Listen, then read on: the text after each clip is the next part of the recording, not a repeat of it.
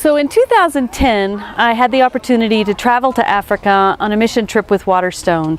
And we visited the village and heard the women's stories and their struggles and the things that they went through and how hard life was for them. And I came home asking myself, what are you going to do now? And I started praying and asking the Lord to guide me and direct me. What would He have me do with this experience? Later on that spring, Nick preached a sermon on how we are called to help the refugees and the immigrants, that it's biblical and it's what Jesus would have us do. And so I felt very convicted that it was time for Waterstone to get involved.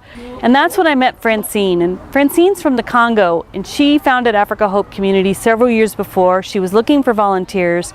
So I started volunteering and going out with her and meeting some of the women from Africa. And one of the first visits that I made was to a woman named Sidonie.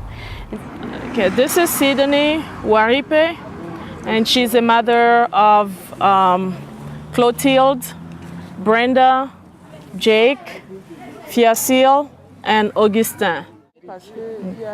I left my country because of a war. It was a civil war. A new president came into power, and they were killing people, and it was very difficult. So I had to leave my country to go to a different country, and from there I came to America as a refugee. Sidonie and her 5 children were here. It was cold in wintertime. They didn't have any clothing. Warm clothing, no shoes, and they were sent here from the Congo and dropped in Aurora, Colorado, speaking no English, and they were given a gift card to King Soopers. Now, weeks before, they'd been shopping in a village, and now they're given a gift card to King Soopers, and they don't speak English, and it was just a very difficult situation. So she said that Africa Hope helped me with so many things. First of all, they helped me with household items. Most of the things that I have in my house are from Africa Hope. So that day we gathered clothing and food, and we provided resources for Sidonie, and we have been walking this journey with Sidonie ever since. She has to pay the house for the rent, the electricity. So it looks like she really doesn't have food, and that's why he's crying. Okay. So she has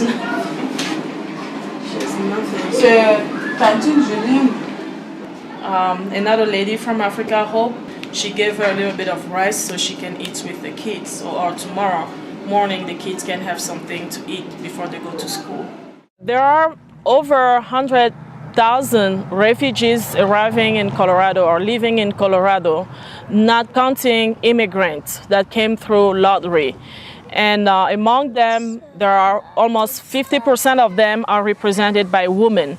And those women are single mothers with families. And the average of families are like 4 to 5 people. We would love to have families come alongside our African families and assist them through coaching, through mentoring, through working on English skills, through providing resources. If you have clothes you would like to donate, or food or household items, we would love for you to get involved.